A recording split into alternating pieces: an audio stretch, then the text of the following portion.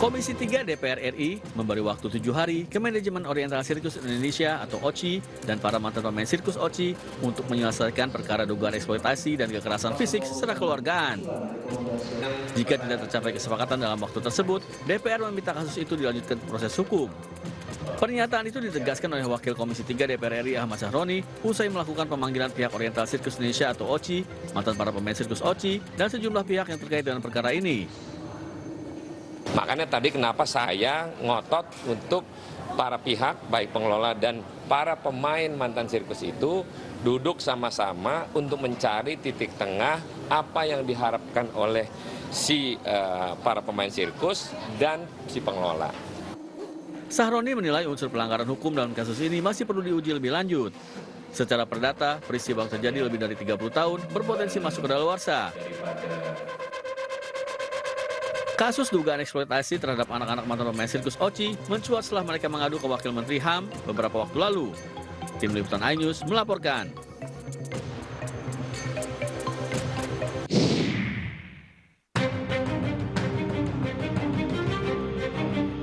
Meski sudah tak lagi menjabat sebagai presiden, sejumlah menteri Kabinet Merah Putih bergantian berkunjung ke Presiden ke-7 RI Joko Widodo di kediamannya di Solo, Jawa Tengah.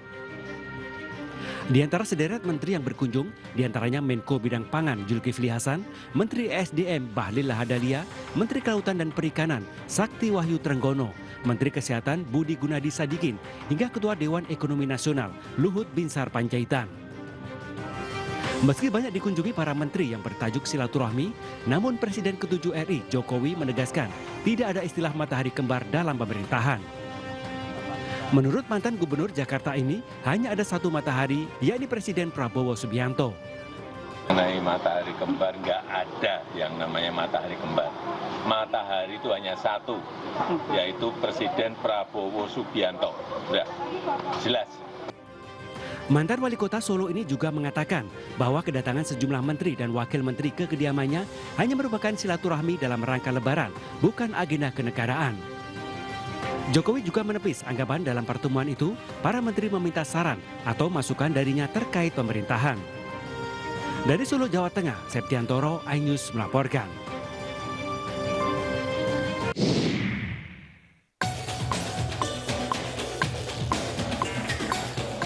Detik-detik kecelakaan beruntun terekam CCTV.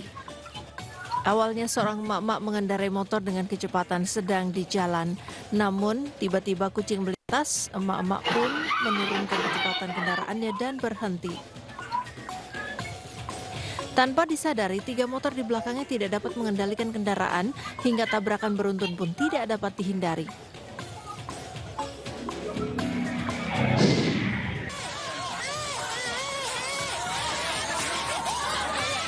Mama dan kawan-kawan solidaritas di Sukahaji, Kota Bandung, Jawa Barat mendapat tindak represif dari sekelompok orang tak dikenal.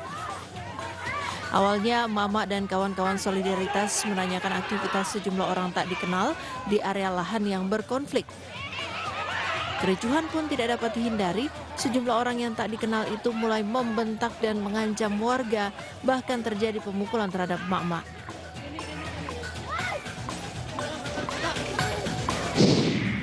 Kejadian darurat apa yang dilaporkan?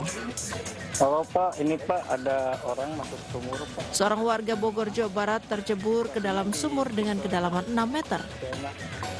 Petugas damkar yang berada di lokasi berusaha mengevakuasi korban. Dengan alat khusus, tak butuh waktu lama korban dapat dievakuasi dalam keadaan selamat dari sumur.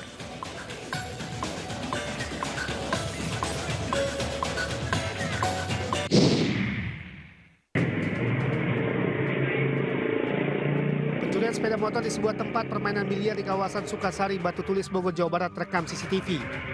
Dari rekaman kamera pengawas, lokasi dalam keadaan sepi dan tidak ada petugas parkir yang berjaga. Kondisi ini membuat pencuri dengan leluasa membobol kunci kontak dan membawa kabur motor curiannya. Hendaknya kejadian ini menjadi pembelajaran agar lebih waspada untuk memilih tempat parkir yang aman serta memiliki pengawasan. Pencurian uang dalam kotak amal terjadi di Masjid Istiqomah, Medan, Sumatera Utara. Pencuri seorang diri masuk ke dalam masjid. Merasa situasi aman, pencuri mengambil uang dan dimasukkan ke dalam saku celananya. Setelah mengurasi isi kotak amal, pencuri pun kemudian pergi.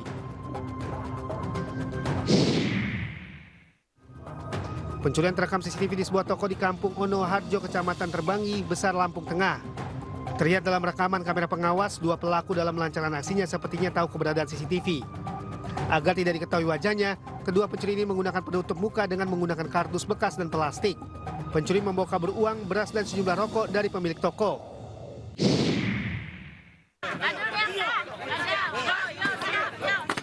Kericuhan mewarnai penertiban pedagang kaki lima di kawasan Pasar Unit 2 Banjar Agung, Kabupaten Tulang Bawang, Lampung.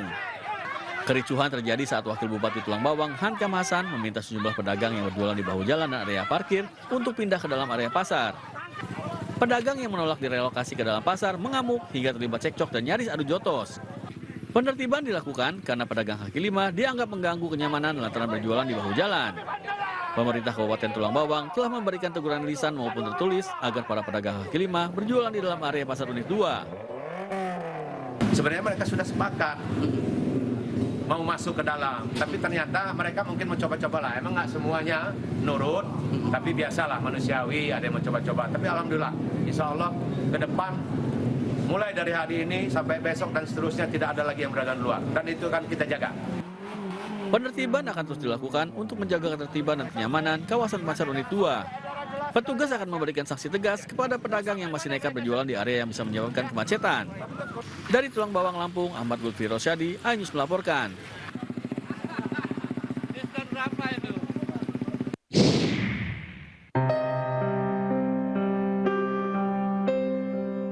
Pemimpin umat Katolik sekaligus Kepala Negara Vatikan Paus Fransiskus meninggal dunia di Vatikan, Roma pada pukul 7:35 Senin pagi waktu setempat. Paus Fransiskus mengembuskan nafas terakhir pada usia 88 tahun. Sebelumnya Paus sempat dirawat pada Februari 2025 lalu karena menderita penyakit pneumonia ganda. Dalam momen terakhirnya, Paus sempat hadir di akhir acara Misa Paskah di Vatikan. Meski tidak memimpin ibadah Misa Paskah, namun Paus hadir untuk menyapa umat Katolik dan memberikan berkat dan pesan 2 kali dalam 1 tahun yang dikenal sebagai Urbi et Orbi atau kepada kota dan dunia. Paus tidak memimpin Misa Paskah tahun ini karena atas perintah dokter yang membatasi beban kerjanya. Pesan Paskah Paus Fransiskus diwakilkan oleh Uskup Agung Gereja Katolik Diego Ravelli. Dalam pesan tersebut, Paus menyoroti konflik berlanjut antara Israel dan Palestina. Ia menyebut situasi di Gaza dramatis dan menyedihkan dan menyerukan perdamaian untuk menghentikan perang di Gaza serta membebaskan seluruh sandera. Semasa hidupnya, Paus dikenal sebagai sosok yang sederhana namun penuh makna. Ia menolak hal-hal yang eksklusif termasuk fasilitas mewah dan berlebihan. Alih-alih tinggal di Istana Vatikan sebagai kediaman resmi Paus, beliau memilih tinggal di Casa Santa Marta atau rumah singgah para kardinal saat pemilihan Paus. Ia juga sering mengundang masyarakat kurang mampu di hari ulang tahunnya. Saat berkunjung ke Indonesia, Paus lebih memilih menggunakan kendaraan minibus biasa, padahal mobil mewah sudah disiapkan oleh pemerintah Indonesia.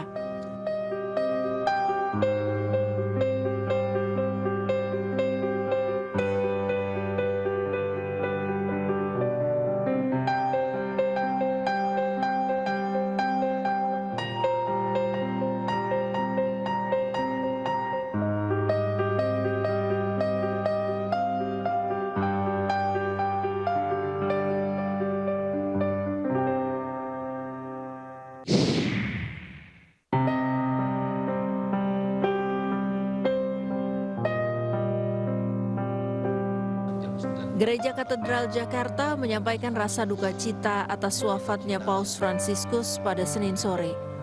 Rasa duka ini disampaikan langsung Uskup Agung Ignatius Suharyo di Gereja Katedral Jakarta.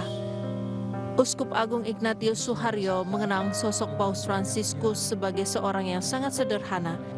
Selain itu, Uskup Agung Ignatius Suharyo juga mengenang pertemuan terakhirnya di Jakarta saat Paus Fransiskus melakukan lawatannya ke Indonesia.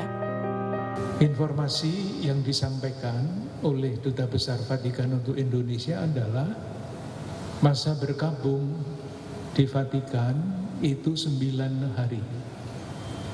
Jadi 9 hari sejak hari ini baru akan dilaksanakan pemakaman.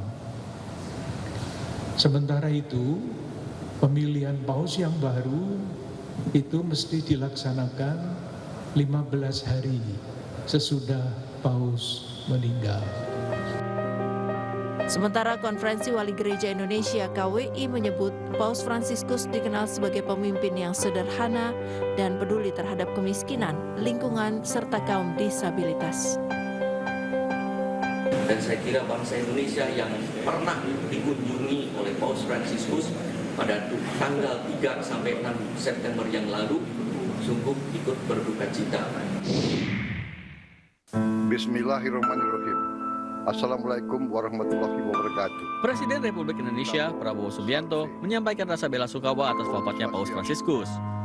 Prabowo mengatakan dunia kehilangan sosok panutan dalam upaya-upaya mendorong perdamaian, kemanusiaan, serta persaudaraan. Pesan kesederhanaan, pluralisme, keberpihakan kepada orang miskin, dan kepedulian Sri Paus terhadap sesama akan selalu menjadi teladan bagi kita semua. Selamat jalan Sri Paus. Pesanmu untuk menjaga kemanusiaan dan perdamaian akan selalu membekas di hati kita.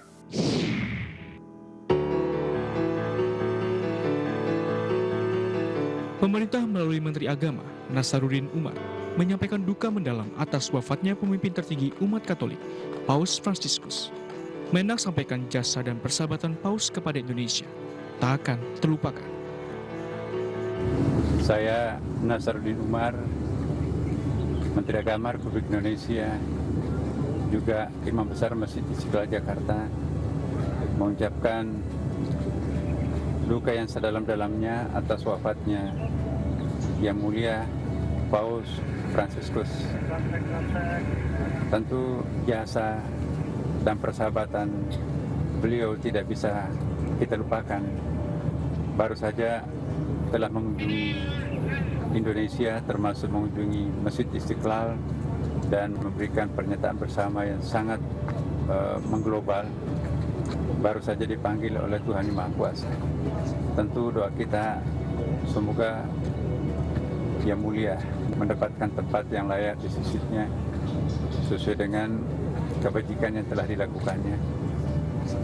Dan bagi umat Katolik yang telah ditinggalkan oleh Paus Fransiskus, tentu kita ikut bersama-sama mengerti dan mohon kesabaran menghadapi cobaan ini.